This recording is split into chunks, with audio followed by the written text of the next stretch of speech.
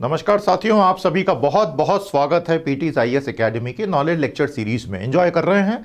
अगर आप ये पहली बार देख रहे हैं तो इससे पहले 10 सेशन हो चुके हैं, सारे देख लीजिए। ज्ञान का भंडार है भैया पूरा। माय डियर स्टूडेंट्स, आज मैं आप सभी का स्वागत करता हूं हाउ इंडिया वॉज इंटीग्रेटेड। बहुत ही अद्भुत सेशन है। भारत 1947 में स्वतंत्रता प्राप्त करके डोमिनियन स्टेट बना और तब भारत के founder fathers which was a group of fantastic individuals, उनके सामने एक ये समस्या आ गई कि 500 से ज्यादा प्रिंसली स्टेट्स, 17 से ज्यादा ब्रिटिश रियासतों को एक साथ मिलाकर एक फंक्शनल यूनियन बनाना है। दुनिया में इतनी बड़ी एक्सरसाइज इससे पहले कभी भी नहीं की गई थी। विंस्टन चर्चिल, जो पश्चिम बंगाल या बंगाल का हत्यारा माना जाता है 1944 के फेमिन की वजह से, उसे इस बात पर यकीन था कि भारत के लोग, भारत के नेता, उस समय के जो नेता हैं, वो ये इंटीग्रेशन कर ही नहीं पाएंगे और बैल्कनाइजेशन हो जाएगा, यानी भारत बहुत सारे हिस्सों में टूट के बिखर जाएगा। लेकिन हमने विंस्टन चर्चिल को गलत साबित किया। इससे पहले कि मैं 1947 के बाद की बात करूं, मैं आपको 1905 का लॉर्ड कर्जन का बंगाल का विभाजन दिखाना चाहता हूं। बंगाल का विभाजन जब अंग्रेजों ने किया था, वो एक राजनीतिक हित को साधने के लिए की गई एक बहुत ही कुत्सित चाल थी। हालांकि उसके 7 साल बाद उसको फिर से रीइंटीग्रेट करना पड़ा, क्योंकि वहां के लोगों ने इतने आंदोलन किए कि अंग्रेजों को झुकना ही पड़ा था। एनीवे, 1940 का भारत ये था। अब आप ध्यान से देखेंगे, ये जितना भी रेड पोर्शन है ये अंग्रेजों की टेरिटरीज थी, और ये जितना भी येलो पोर्शन है ये सारा एक बहुत ही कॉम्प्लेक्स मास था 500 से ज्यादा रियासतों का, प्रिंसली स्टेट्स।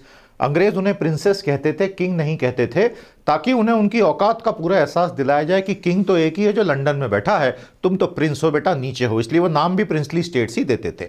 हालांकि भारतीय भाषाओं में उनको तमगे दिए हुए थे, राजा महाराजा और उनके लिए तोपों की सैल्यूट वगैरह होती थी, लेकिन नाम अंग्रेजी में प्रिंसली स्टेट्स था। अब समस्या यह थी कि जब अंग्रेज जाएंगे तो इन सबको, इसमें तो नेचुरली बर्मा तो अलग हो जाएगा, पाकिस्तान अलग हो जाएगा, बाकी का सारा मिला के एक फंक्शनल यूनियन बनाना तो यह आसान काम तो बिल्कुल भी नहीं होने वाला था। हमारे फाउंडर फादर्स ने, जिनका नेतृत्व सरदार वल्लभ भाई पटेल और उनके स्टेट्स डिपार्टमेंट में वीपी मेनन ने, और पहले इंटरिम सरकार के मुखिया हमारे प्रधानमंत्री पंडित जवाहरलाल नेहरू ने मिलकर पूरी स्ट्रैटेजी तैयार की। और वो जो स्ट्रैटेजी तैयार हुई वो 3 तरीकों से परिलक्षित हुई। सबसे पहला गोल था कि किसी भी तरह रैपिडली सबको जोड़ो, मिनिमम लॉस के साथ सबको जोड़ो, उसका शेप कैसा भी आए, कुछ भी आए, ज्यादा से ज्यादा को जोड़ो। और यह काम 1950 तक कर लिया गया, 1951 तक कर लिया गया।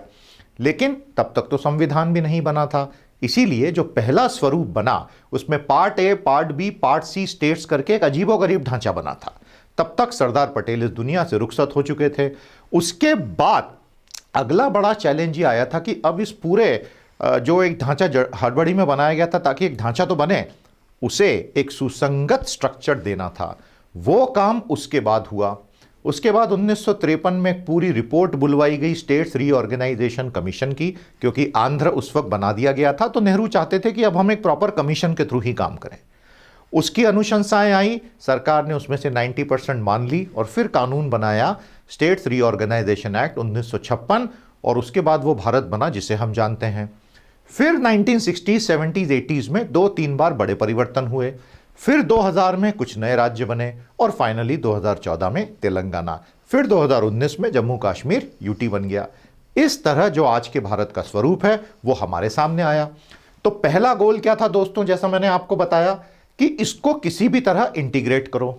तो जब हमारे फाउंडर फादर्स के सामने ये चुनौती आई कि ब्रिटेन की पार्लियामेंट ने इंडियन इंडिपेंडेंस एक्ट 1947 पारित करके सब कुछ हमारे नेताओं को हैंडओवर कर दिया सारे प्रिंसली स्टेट्स पर। अच्छा, जो प्रिंसली स्टेट्स थे उसमें भी बहुत सारे समूह थे, अलग अलग, वो अपने आप में पूरा 3 घंटे का लेक्चर है।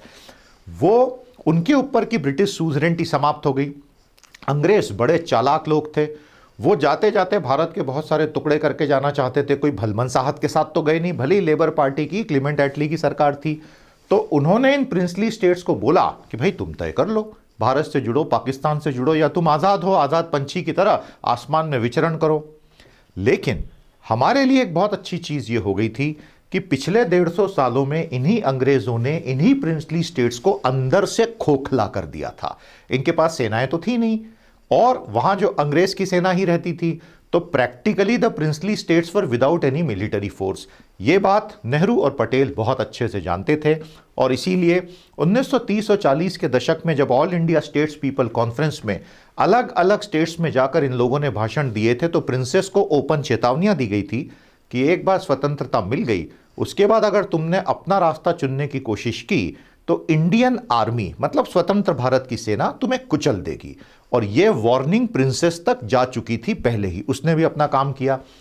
तो समय के साथ हुआ यह कि इंडियन नेशनल कांग्रेस ने, जो उस वक्त के स्वतंत्रता संग्राम का मेन लीडर रहा था, बहुत सारे और लीडर्स भी थे, आईएनसी ने यह क्लियर कर दिया था प्रिंसली स्टेट्स को, और अंग्रेजों ने भी आईएनसी को ही मेन लीडर माना था भारत का, that end of the paramountcy, यानी ब्रिटिश क्राउन की जो पैरामाउंट सी समाप्त होगी भारतीय प्रिंसली स्टेट्स पे, it will not be the beginning of sovereignty of princely states. यह बात कांग्रेस ने बहुत क्लियरली 500 से ज्यादा राजे रजवाड़ों के दिमाग में घुसा दी थी। तो उनको यह क्लियर था कि हम सॉवरेन नहीं बनने जा रहे हैं। यह एक बड़ा तथ्य है, इसलिए क्योंकि जिस प्रकार America is an indestructible union of indestructible states, Bharat वैसा नहीं है।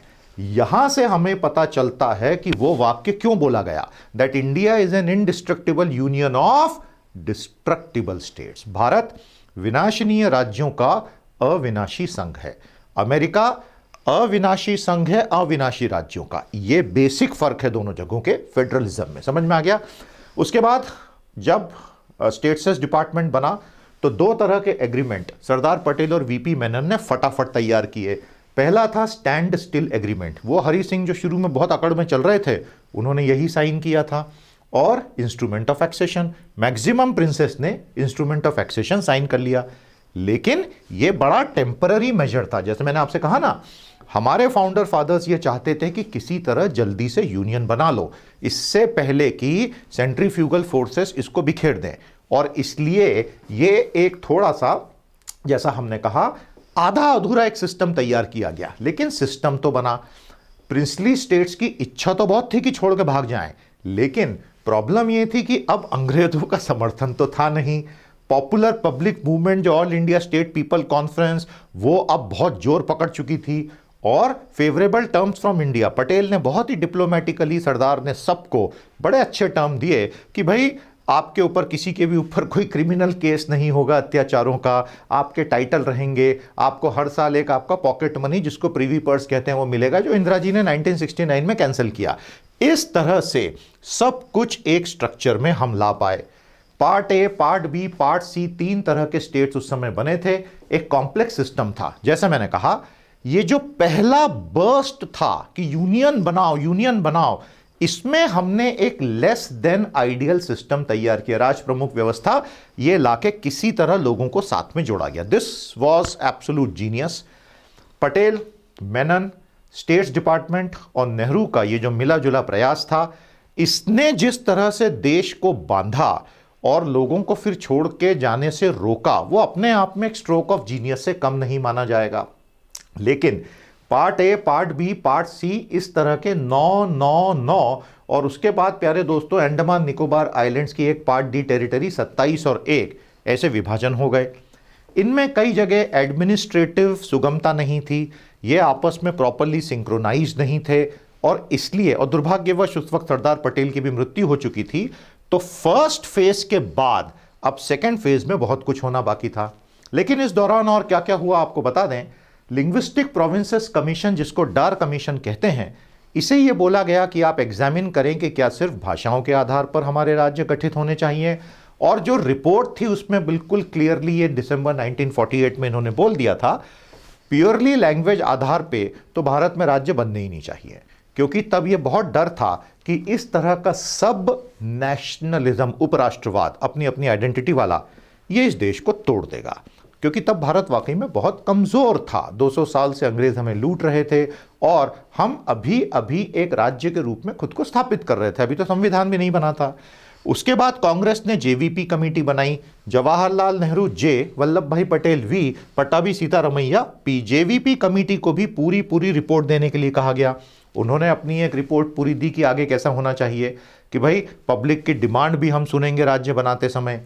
उसके बाद 1951 का कांग्रेस का जो इलेक्शन मैनिफेस्टो था, उसमें कांग्रेस ने यह बोला कि लैंग्वेज तो एक बहुत बड़ा फैक्टर रहेगा, लेकिन लैंग्वेज के अलावा हम और भी बहुत सारी चीज़ों को देखेंगे। बाउंड्री कमीशन बनाना पड़ा तो बाउंड्री कमीशन बनाएंगे।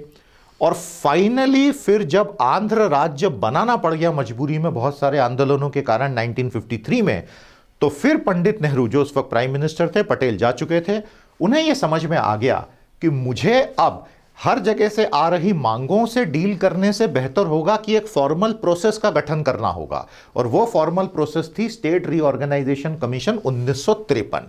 इस आयोग ने अपनी अनुशंसाएं ये सारी दी और आयोग ने कहा कि ये जो अभी हमने part A, part B, part C के स्टेट्स बना रखे हैं, इन स्टेट्स को अब हम गुड बाय कर दें, क्योंकि इनमें एडमिनिस्ट्रेटिवली बहुत सारा एनाक्रोनस ढांचे बने हुए हैं, एसिमेट्रिक ढांचे बने हुए हैं।